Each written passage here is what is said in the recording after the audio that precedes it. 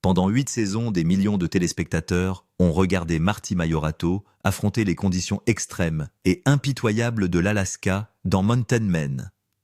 Ils l'ont vu faire atterrir son avion sur des rivières gelées, tracer des pistes par des températures inférieures à zéro et disparaître pendant des mois dans une région sauvage où la plupart des gens n'oseraient jamais pénétrer. Pour le public, il était stable, inébranlable, presque élémentaire.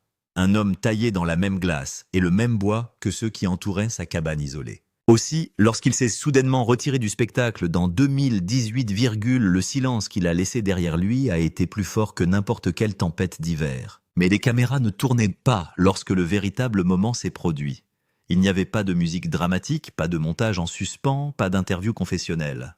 Juste un père et sa fille se tenant ensemble dans un espace calme, loin des producteurs et de l'équipe, loin des attentes de millions de personnes. Avant que Marty ne s'éloigne de l'une des séries de télé-réalité les plus populaires de la télévision, il a pris sa fille Noah à part et lui a murmuré quelque chose. Des mots si simples et si profondément personnels qu'elle les a gardés pour elle pendant des années. Les fans n'en finissent pas de spéculer. Certains disent que le danger a fini par le rattraper. D'autres pensent que la célébrité est devenue étouffante, qu'un homme fait pour la solitude ne peut plus respirer sous le poids de l'attention nationale. Il y a des rumeurs de désaccords avec les producteurs d'épuisement professionnel, de changements financiers en coulisses.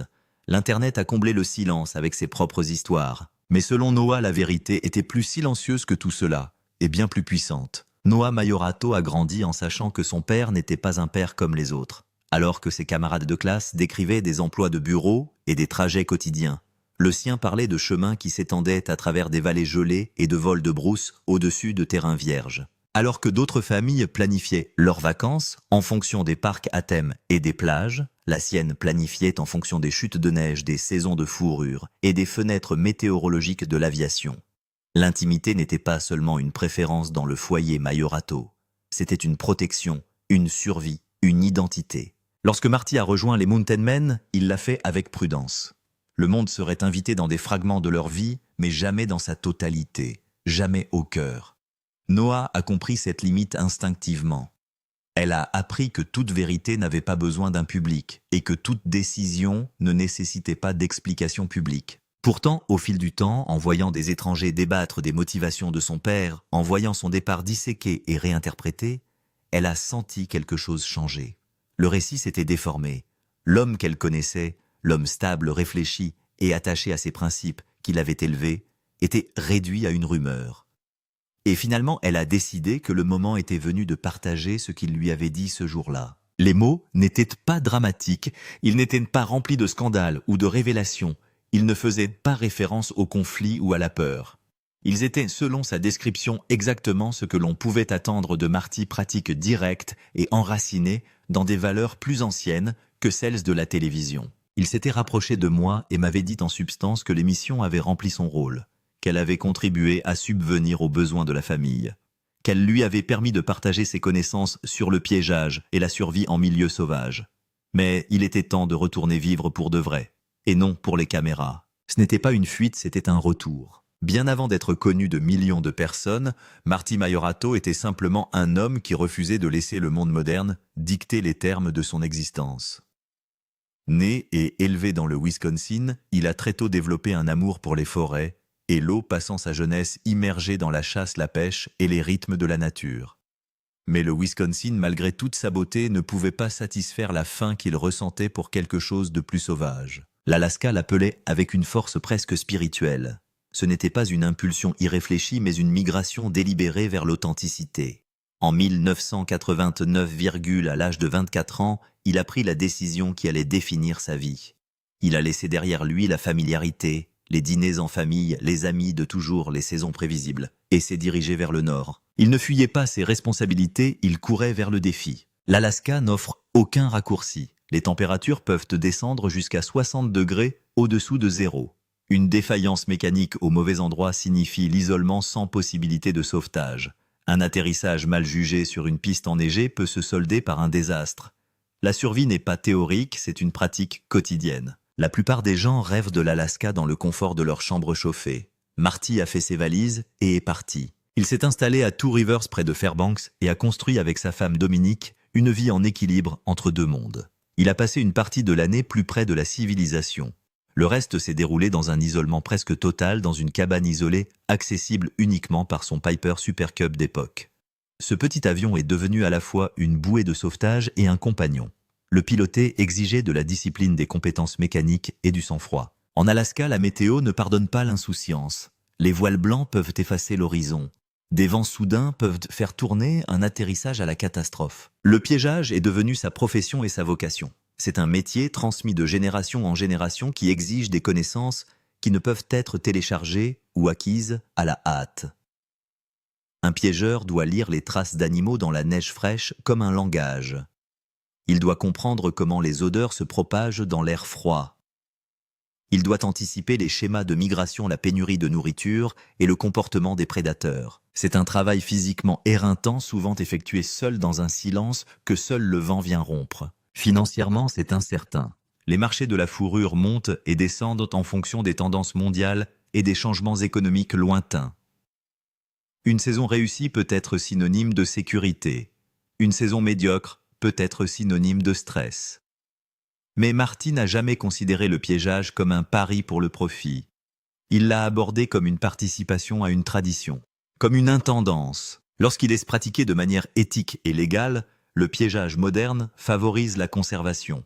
Il aide à gérer les populations et à maintenir l'équilibre écologique. Marty croyait profondément en cette responsabilité. Il ne parlait pas de conquérir la nature sauvage, mais de la comprendre. C'est cette authenticité qui a attiré le public dans Mountain Men. Dans un paysage télévisuel souvent encombré de conflits fabriqués et de dangers exagérés. Marty n'a pas joué la comédie. Il n'a pas crié pour faire de l'effet ou gonflé les risques pour faire du théâtre. Lorsqu'il a affronté des épreuves, c'était réel. Lorsqu'il a résolu des problèmes, c'était avec une compétence tranquille, pas avec du spectacle. Les téléspectateurs ont perçu cette vérité. Ils ont vu un homme qui n'avait pas besoin de la célébrité pour s'affirmer, ce qui ironiquement l'a rendu inoubliable. Mais la célébrité apporte son propre climat et il n'est pas toujours aussi pur que l'air de l'hiver. Les calendriers de production ont commencé à dicter le moment. Certains moments ont dû être capturés à nouveau. Les conversations ont parfois été répétées pour plus de clarté. Même si le cœur de sa vie est resté réel, le cadre qui l'entoure n'est plus entièrement le sien. Noah se souvient d'avoir vu son père peser le pour et le contre. Il ne lui en a jamais voulu. L'émission lui apportait la stabilité et lui permettait de démontrer des compétences qui étaient en train de disparaître du grand public. Il appréciait cela. Mais il savait aussi que si l'équilibre basculait, si le tournage commençait à façonner la vie, plutôt que de la documenter, quelque chose d'essentiel se perdrait. Dans ce moment calme, précédant le départ, lorsqu'il l'a prise à part, il lui a dit qu'un homme doit savoir quand il en a assez, qu'il est important de subvenir aux besoins de la famille, qu'il est important d'enseigner, mais que vivre honnêtement est encore plus important. Il ne voulait pas se réveiller un jour et se rendre compte qu'il avait échangé la solitude contre la lumière des projecteurs d'une manière qu'il avait changé. Il voulait rester le même père qu'il avait emmené en avion dans la brousse, qui lui avait appris à lire les traces et à juger de l'épaisseur de la glace, qui avait apprécié le silence, non pas comme un vide, mais comme une clarté. Après son départ, les téléspectateurs ont immédiatement ressenti l'absence. L'émission s'est poursuivie, mais il manquait quelque chose d'essentiel. Les forums en ligne se sont remplis de questions. Pourquoi s'en aller au sommet du succès ? Pourquoi partir au moment où sa popularité était la plus forte ? Car pour Marty, la popularité n'a jamais été la mesure du succès. Il s'était installé en Alaska pour fuir le bruit au sens propre comme au sens figuré, pour vivre en fonction de sa boussole intérieure plutôt que des applaudissements extérieurs. Rester trop longtemps devant les caméras risquait de le faire dévier de cette voie. Noah admet qu'il n'a pas été facile de voir son père incompris.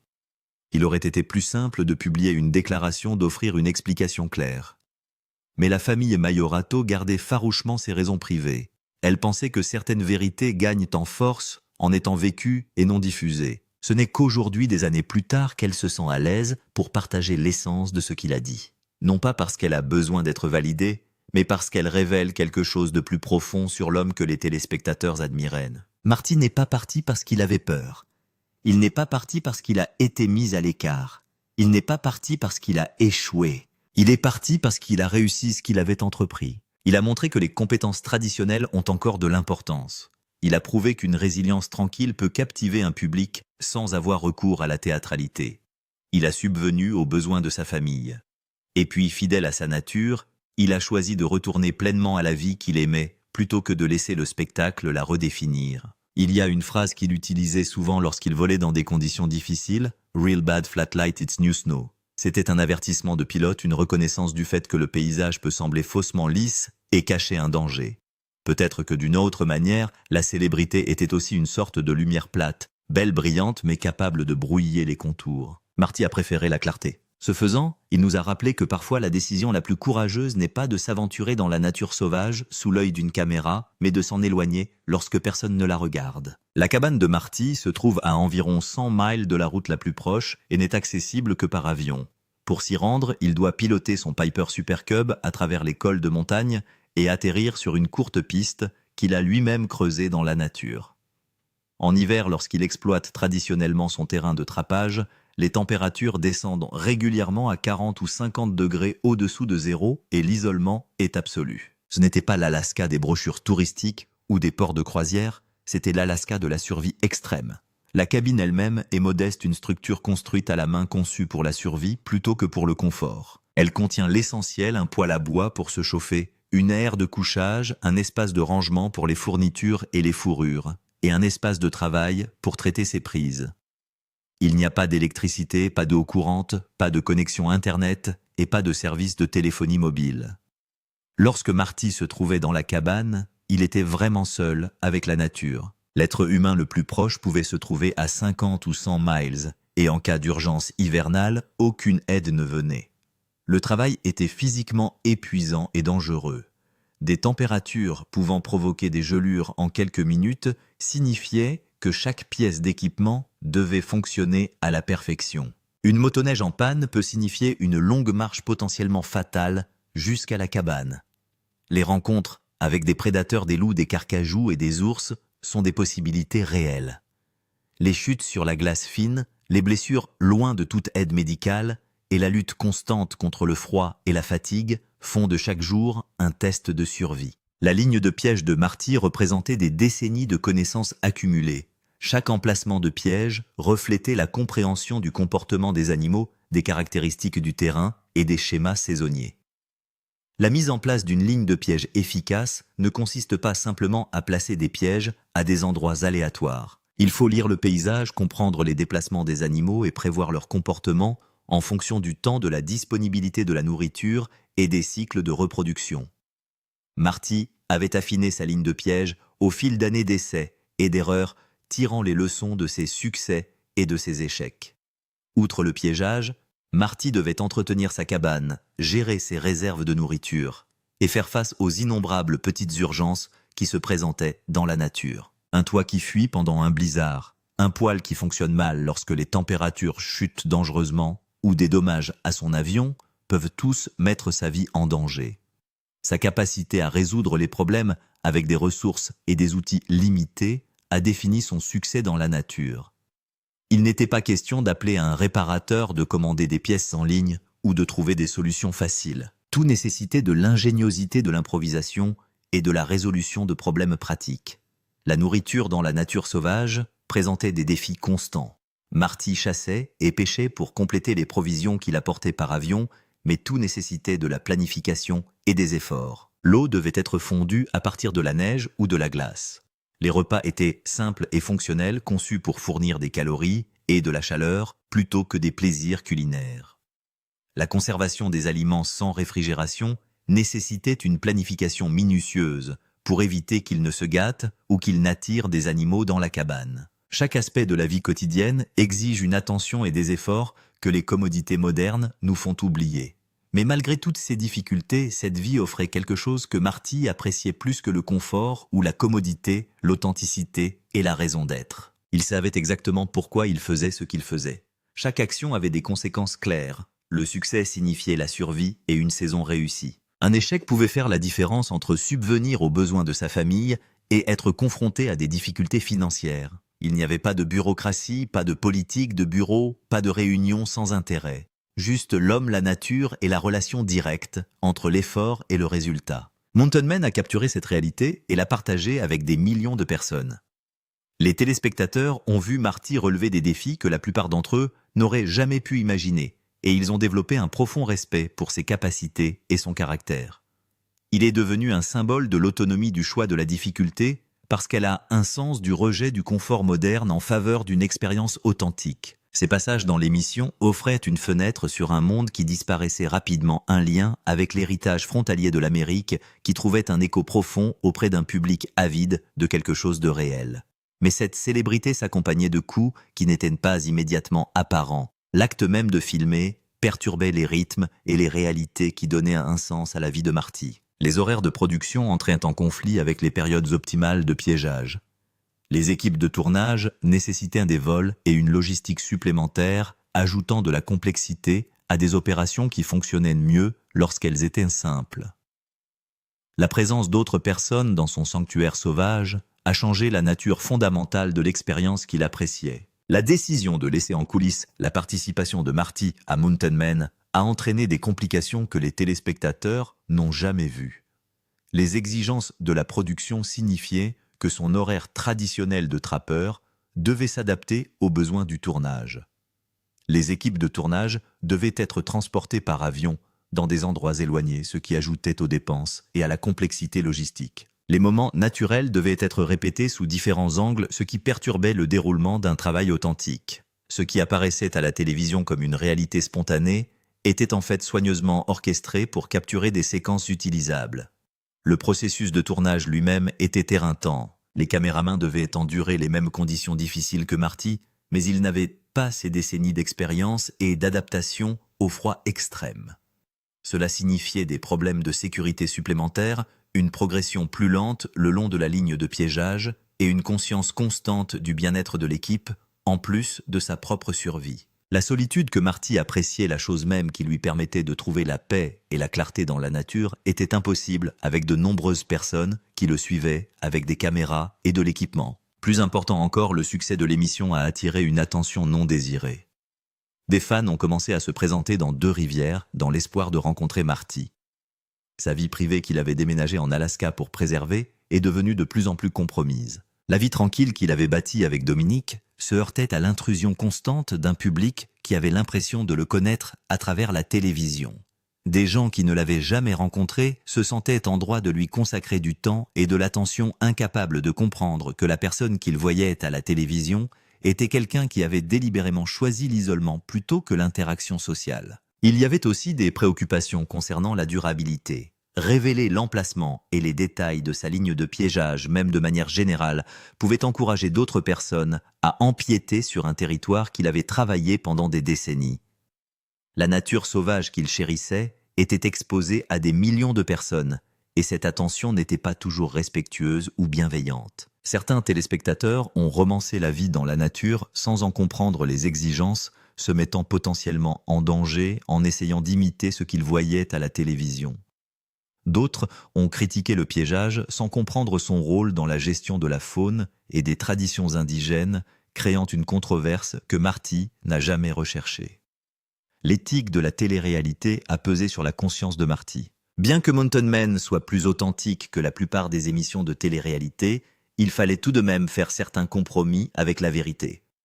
Les scènes devaient être tournées à nouveau, des moments devaient être mis en scène pour les angles de caméra, et la chronologie des événements était parfois réarrangée au montage pour créer des récits plus convaincants. Ces manipulations étaient mineures par rapport aux émissions de télé-réalité lourdement scénarisées, mais elles dérangeaient tout de même quelqu'un qui appréciait l'honnêteté et l'authenticité autant que Marty. Mais au fil des saisons, Marty est de plus en plus déchiré. Les qualités mêmes qui font de lui un homme de télévision convaincant, son authenticité, son lien authentique avec la vie, en milieu sauvage, sont érodées par les exigences de la production. Il passe moins de temps à piéger réellement, et plus de temps à faire des démonstrations de piégeage devant les caméras. Le travail qui avait toujours été utile devenait une performance. La frontière entre sa vie réelle et sa vie télévisuelle s'estompait, et cela le troublait profondément. Noah a vu son père se débattre avec cette tension. Elle a vu que la célébrité que d'autres auraient pu embrasser le mettait mal à l'aise. Marty n'avait jamais cherché à être reconnu ou à devenir un personnage public. Il avait accepté de participer à Mountain Men pour des raisons pratiques et parce qu'il croyait en la préservation des connaissances traditionnelles, mais le coût personnel était de plus en plus élevé. L'homme qui a trouvé la paix et la solitude doit constamment s'expliquer, rendre sa vie privée publique et maintenir un personnage qui ne correspond pas tout à fait à ce qu'il est.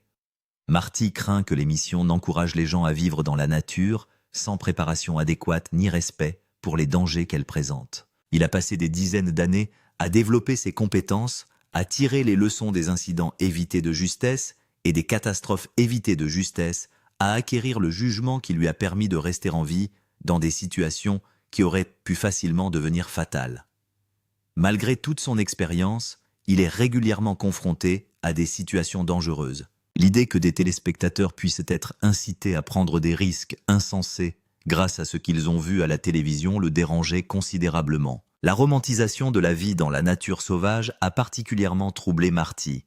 La télévision a donné l'impression d'une vie aventureuse et excitante, mais elle n'a pas réussi à transmettre pleinement la difficulté, le danger réel ou la solitude qui accompagnent l'isolement extrême.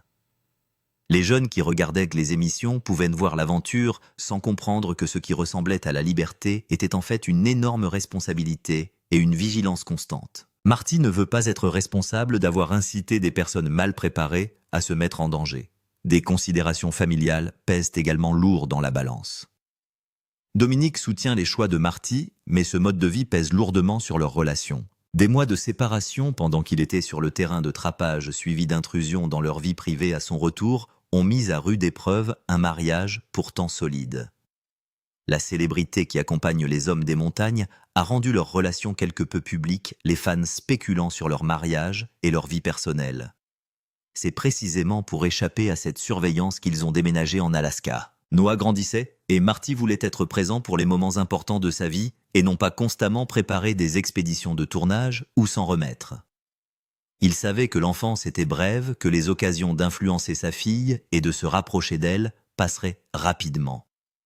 Le temps passé loin de la famille ou consacré à la production télévisuelle était du temps qu'il ne pourrait jamais rattraper. Au fur et à mesure que Noah mûrissait, Marty sentait de plus en plus que ses priorités devaient changer. 2018, après 8 saisons, Marty avait pris sa décision. Il informa les producteurs qu'il ne reviendrait pas pour la 9e saison. L'annonce a surpris les fans et déçu la chaîne qui avait compris que Marty était l'un des plus grands attraits de la série. Son authenticité tranquille l'avait rendu irremplaçable, et son départ aurait eu un impact significatif sur la dynamique et l'attrait de la série. Mais sa décision était prise. L'homme qui avait passé sa vie d'adulte à faire des choix difficiles en faisait un autre, et cette fois, cela signifiait s'éloigner de la célébrité et de la sécurité financière. La décision n'a pas été prise sous le coup de la colère ou d'un conflit. Marty est resté professionnel et a apprécié les opportunités que l'émission lui avait offertes. Il reconnaissait que Mountain Men lui avait permis de partager ses connaissances et avait apporté des avantages financiers à sa famille. Il ne nourrissait aucune rancune à l'égard des producteurs ou de la chaîne. Il reconnaissait simplement que continuer nécessiterait des compromis qu'il n'était plus disposé à faire. Ses valeurs exigeaient un choix, et il a choisi la vie qu'il avait toujours vécue, plutôt que le personnage qu'il avait développé à la télévision. Ce que Noah a finalement révélé, parce que c'est tellement épais ici, ce n'était qu'une piste de chat. Dans les années qui ont suivi le départ de Marty de Mountain Men, Noah Majorado est restée largement silencieuse sur la décision de son père. Elle a compris les spéculations, a vu les théories mises en ligne et a lu la déception des fans. Certains ont accusé son père d'avoir abandonné les téléspectateurs fidèles. D'autres prétendent qu'il a dû se brouiller avec des producteurs ou d'autres acteurs. Les théories les plus folles évoquent des problèmes de santé ou des crises familiales. Mais Noah a respecté la vie privée de son père et a gardé leur conversation familiale privée. Jusqu'à récemment, lorsque Noah s'est enfin ouverte sur ce que son père lui avait dit. Avant de quitter l'émission, ces mots portaient le poids d'années d'observation et de compréhension profonde de qui était vraiment Marty. La conversation chuchotée n'était pas un moment unique, mais plutôt une partie d'un dialogue continu sur les valeurs, les priorités et ce qui constituait une vie pleine de sens. C'était un père qui préparait sa fille à une décision que d'autres pourraient ne pas comprendre en s'assurant qu'elle connaissait la vérité derrière le choix. Selon Noah, le message de son père était magnifiquement simple. « Je dois recommencer à vivre pour nous, pas pour eux. Par eux, Marty entendait le public, les producteurs et tout l'appareil de production télévisuelle. Par nous, il entendait sa famille Dominique Noah et le cercle intime de leur vie privée. Il avait atteint un point où la balance penchait trop vers la performance publique et s'éloignait de la vie authentique. Marty a expliqué à Noah qu'il avait accompli ce qu'il avait prévu de faire avec l'émission. Il a partagé les connaissances traditionnelles en matière de piégeage avec une génération qui ne les aurait jamais rencontrées autrement. Il a démontré que les humains pouvaient encore vivre près de la nature, pratiquer l'autosuffisance et trouver un sens au travail difficile et dangereux. Il a montré à des millions de personnes qu'il existait des alternatives au mode de vie moderne conventionnel, que les gens pouvaient encore choisir des voies plus difficiles mais plus authentiques. Il a subvenu aux besoins financiers de sa famille pendant une période économiquement incertaine, mais il est maintenant temps de retrouver la vie qu'il menait avant que la célébrité ne le trouve. Noah révèle que son père parlait d'intégrité, de l'importance de l'alignement entre ses valeurs et ses actions. Marty valorisait la vie privée, l'authenticité et l'expérience authentique par-dessus tout. Continuer à participer à l'émission aurait signifié compromettre davantage ses valeurs. Aucune somme d'argent ou de célébrité ne justifiait ce compromis dans son esprit. Il ne s'agissait pas d'une déclaration dramatique ou d'un rejet de l'émission elle-même. Il s'agissait simplement pour Marty d'être cohérent avec ce qu'il avait toujours été et ce qu'il avait toujours cru. La conversation a porté sur la nature du succès. Marty a dit à Noah que le monde mesurait le succès en termes d'argent, de célébrité et de reconnaissance, mais que ces paramètres ne signifiaient pas grand-chose pour lui. Le vrai succès, expliquait-il, c'est de vivre selon ses principes, d'entretenir les relations qui comptent, et d'être capable de se regarder honnêtement dans la glace. À cette aune, continuer avec Mountain Men aurait représenté un échec, même si cela lui avait apporté des récompenses financières et une reconnaissance publique. Ce qui frappe le plus Noah dans la décision de son père, c'est le courage dont il a fait preuve. La plupart des gens, note-t-elle, auraient continué à percevoir leur salaire et à faire face à l'inconfort. La sécurité financière à elle seule aurait suffi à convaincre beaucoup de gens de rester, en particulier compte tenu de l'incertitude économique de la trappe moderne. Mais Marty est parti convaincu qu'il pouvait subvenir aux besoins de sa famille par des moyens traditionnels, même si le prix des fourrures n'était plus ce qu'il était, et que le mode de vie de la trappe était de plus en plus difficile sur le plan économique. Noah a également confié que son père voulait qu'elle comprenne l'importance de savoir quand on en a assez. Dans une culture qui pousse constamment à plus d'argent, plus de célébrité, plus de succès, la décision de Marty de prendre du recul était contre-culturelle. Il enseignait à sa fille qu'il y a de la sagesse dans le contentement, dans le fait de reconnaître que l'on a suffisamment de ressources et de se concentrer sur ce qui compte vraiment. Cette leçon va à l'encontre de tout ce que la culture de consommation moderne promeut, mais elle reflète des valeurs qui ont guidé les humains pendant des millénaires. Les mots chuchotés contiennent également des éléments rassurants. Marty voulait que Noah sache que sa décision n'était pas le fruit d'une faiblesse ou d'un échec. Il n'abandonnait pas et ne se laissait pas abattre par les pressions de la télévision. Il ne se retirait pas parce qu'il ne pouvait pas faire face aux exigences ou parce qu'il avait peur. Il choisissait consciemment et en toute connaissance de cause de revenir à la vie qu'il aimait. Il voulait que sa fille voie cela comme un acte de force et non de recul, comme la démonstration que le vrai courage consiste parfois à refuser des opportunités que d'autres considéreraient comme incroyables. Marty a également parlé à Noah de l'héritage et de ce qu'il voulait laisser derrière lui. Il a expliqué qu'il ne voulait pas que l'on se souvienne de lui avant tout comme d'une personnalité de la télévision. Il voulait que l'on se souvienne de lui comme d'un bon mari, d'un bon père et de quelqu'un qui vivait authentiquement selon ses valeurs. L'émission avait été un chapitre de sa vie, mais ce n'était pas toute l'histoire. En se retirant, il s'assurait que son héritage serait défini par la façon dont il vivait réellement, plutôt que par un personnage de télévision. Peut-être plus important encore, Noah révèle que son père a mis l'accent sur la nature temporaire de la célébrité et sur la nature durable de la famille. L'émission se poursuivrait sans lui. De nouvelles personnalités apparaissent. Les téléspectateurs passent à d'autres émissions et à d'autres vies, mais sa relation avec Dominique et Noah durera toute sa vie. Le temps passé à nouer des liens authentiques avec eux ne pouvait être récupéré une fois perdu dans les programmes de production télévisuelle et les apparitions publiques. Chaque moment passé loin de la famille était un moment perdu à jamais, et Marty avait décidé qu'il avait sacrifié suffisamment de ces moments précieux. Noah a également partagé quelque chose qui l'a profondément ému. Les excuses de son père. Marty s'est excusée auprès de Noah pour l'impact de la célébrité sur sa vie. Elle a dû faire face à une tension qu'elle n'avait jamais recherchée, au fait que les gens connaissaient sa famille par le biais de la télévision, à la perte de sa vie privée, due à la participation de son père à l'émission. Bien que l'expérience ait été bénéfique, Marty a reconnu que Noah avait payé le prix de sa décision de participer à Mountain Men, et il voulait qu'elle sache qu'il comprenait et regrettait ce coup. L'héritage et la vie après Mountain Men.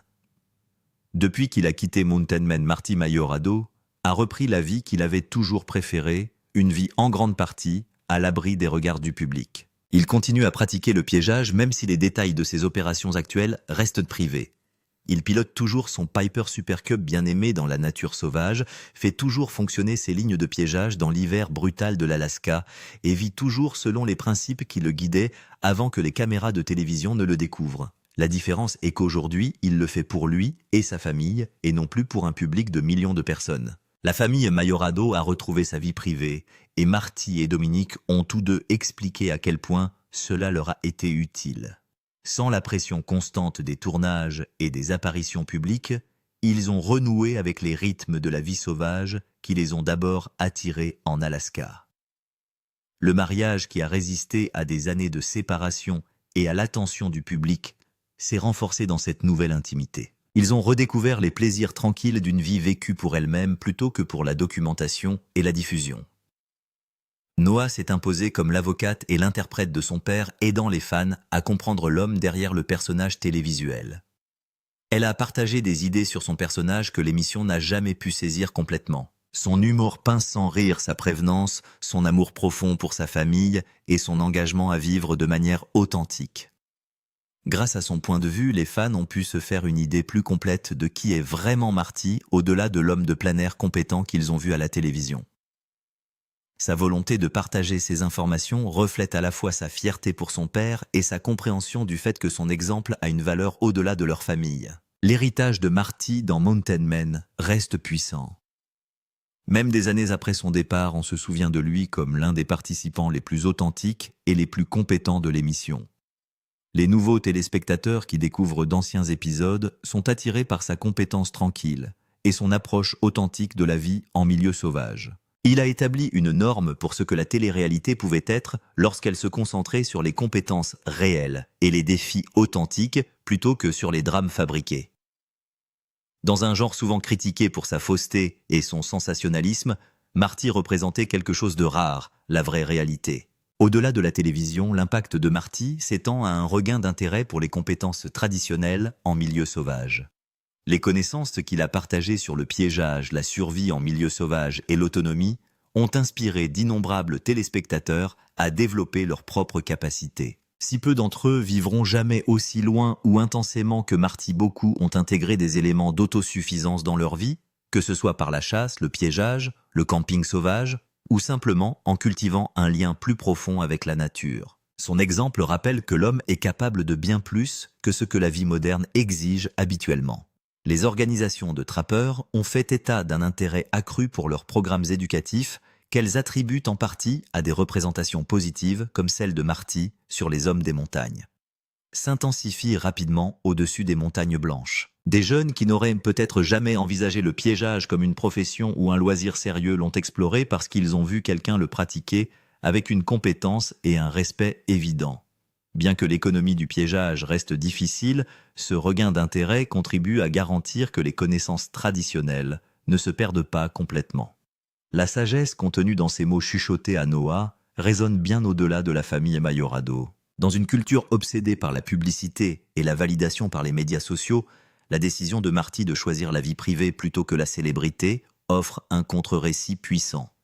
Son exemple suggère que le succès ne se mesure pas seulement par le revenu ou la reconnaissance, mais par l'alignement entre les valeurs et les actions, par la qualité des relations et par l'authenticité de la vie quotidienne. À une époque d'autopromotion constante, le choix de Marty de prendre du recul et de vivre en privé représente une sorte de résistance radicale. Sur le plan financier, cette décision a exigé des sacrifices. Les revenus de la télévision dépassaient probablement ce que Marty pouvait gagner en pratiquant uniquement le piégeage, d'autant plus que les marchés de la fourrure restent difficiles. La décision de renoncer à ses revenus a exigé à la fois du courage et de la confiance. Il fallait être sûr de pouvoir subvenir aux besoins de sa famille sans l'argent de la télévision et être convaincu que ce qu'il gagnait en intimité et en authenticité valait plus que la sécurité financière à laquelle il renonçait. Mais la famille Mayorado a découvert qu'elle pouvait vivre bien avec moins que l'abondance financière ne valait pas le coût de sa vie privée et de sa tranquillité d'esprit.